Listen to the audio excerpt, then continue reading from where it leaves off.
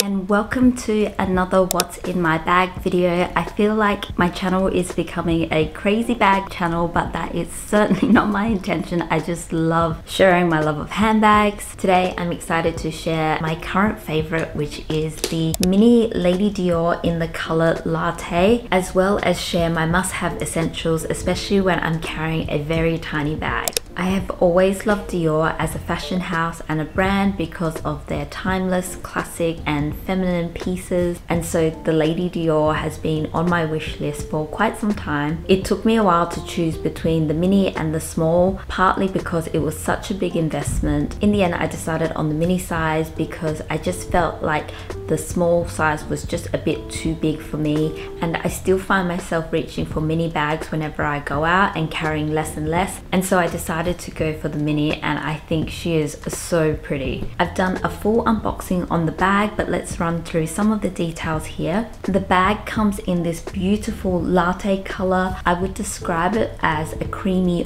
milky off-white color. It comes in the signature Dior carnage stitching and is made out of the lambskin leather, so I need to be oh so careful with this. It also has the champagne gold hardware and detailing. Also on the bottom, it has the little gold feet, so it helps to protect it from surfaces, which is so important because the leather is so delicate. And of course, it has the signature Christian Dior charms and the signature on the leather as well. I love the story behind these charms. Christian Dior used to collect lucky charms as a little boy, and so when he was designing this bag, he added the lucky charms, so hopefully it brings good fortune to anyone who may be carrying the bag. I just love the beautiful story and sentiment behind the design of the bag. The bag also comes with a detachable strap made out of the same champagne gold hardware. It feels quite substantial and heavy as well, which I appreciate for designer handbags. There is nothing worse when there's hardware and it feels hollow, and there is also the leather strap padding, so it's a bit more comfortable to wear. While I think it looks beautiful as a crossbody, surprisingly I have been enjoying carrying this just with its top handle. I just think it looks very ladylike and pretty. I've taken all the content out so I can show you what it looks like on the inside.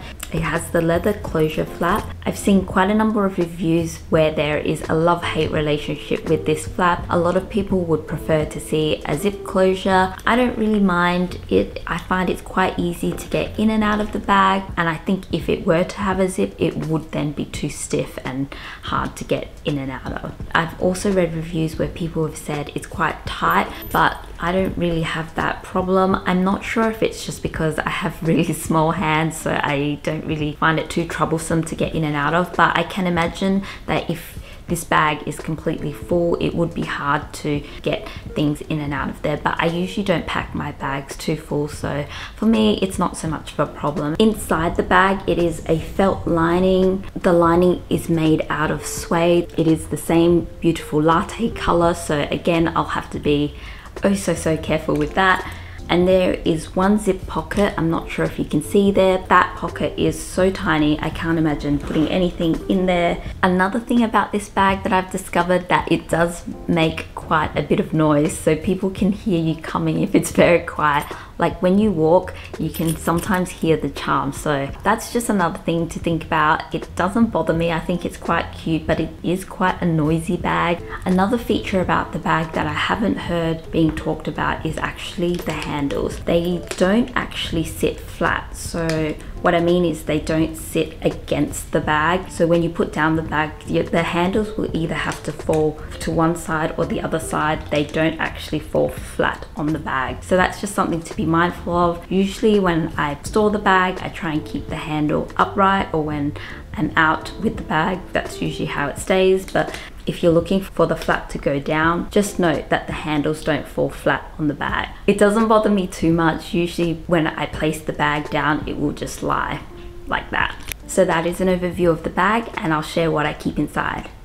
First thing I have is this Dior body and face powder in number 2 neutral. This is great during spring and summer because it's a very lightweight fine powder. One thing to note is that this is definitely not a matte foundation. It does have a slight shimmer to it. This gives that no makeup look. I like to add this to my cheek area for that added glow and blurring effect, similar to having like a filter on your camera. Also in my bag, I always carry blush and it's always pink, and I recently picked up the Dior Rosy Gold blush. This is probably one of the most iconic Dior makeup items. How pretty is that? It is a true cool toned bubblegum pink. It leans more towards the mauvey side. It's what I'm wearing today, but actually on the cheek it's not as crazy intense pink.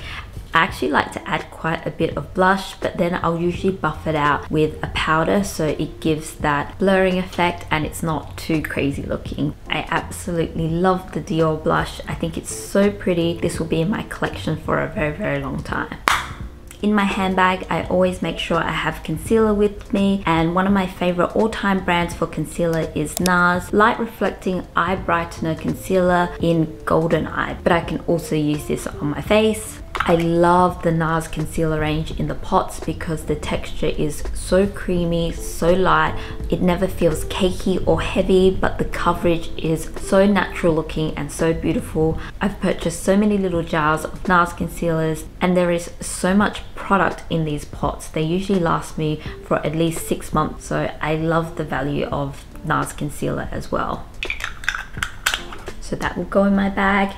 I cannot leave the house without lipstick, and I usually have about 2 or 3 floating around in my handbag, and even though I have a few with me, they're always the same color, always pink. If you have seen any of my handbag videos before, this won't be a surprise, but I am still loving the Sephora lipstick in Girl Crush. It is a beautiful flamingo pink color. I just think this is so perfect for spring and summer. I think I've repurchased 2 or 3 of these so far. It's what I'm wearing today. I absolutely love this lipstick. So that's another one that's always in my handbag. My other favorite, if I'm looking for something a little bit more cool toned, so same but different, and that is NARS Roman Holiday. I absolutely love this lipstick. It is a true bubblegum pink.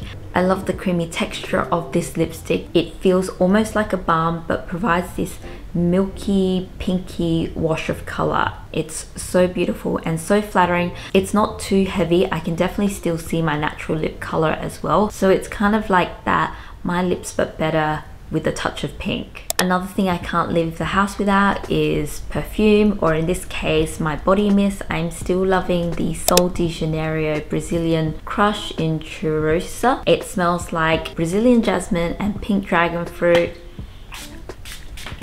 Every time I wear this, it takes me back on holidays to Bali, and I can picture myself sipping cocktails by the pool and watching golden sunsets. I just love how scents can transform you back to a place and time. Christian Dior once said that a woman's perfume tells you more about her than her handwriting. I guess if my perfume is giving away anything, it's telling people that I wish I was on holidays. So I still am loving this. I also love the small travel size, which makes it so much easier for me to pack in a mini handbag. I absolutely still love this scent. Something that I always have on me are my Airpods. This is the 3rd generation ones. Honestly, I don't really notice a difference between the 2nd and the 3rd, but these have lasted me quite some time. I'm always on Spotify. I listen to music on the way to work, during work, after work, when I'm at home getting ready. I always have my Airpods with me. I think this year in my Spotify wrap up, I was actually one of the top 10% of listeners on Spotify, so I am on there a lot. My music tastes range from lofi beats to K-pop, J-pop. My taste in music has definitely broadened this year. Also this year, I've started listening more to podcasts, especially motivational podcasts in the morning. I find it's a great way to disconnect from social media and screen time. I always have my Airpods with me. Can't leave the house without my keys. I love this Louis Vuitton little key pouch. It keeps keeps my keys safe in there, but it also helps to protect the inside of my bag, especially with the Mini Lady Dior bag with the felt lining, which can be very delicate. I definitely do not want to scratch it, so this helps to prevent that from happening. I am a little bit sad because we are going to be leaving our current apartment and looking for a new place to live in Sydney. I have loved living here in this apartment, but we think it's time to start a new chapter. Let me know if you'd be interested in an empty apartment tour and finding a new home. I would love to document and share that experience. So those are my keys, and that's the last thing that will fit in my bag. Last but not least will be my phone, but I'll usually just carry that with me as it just won't fit in my bag.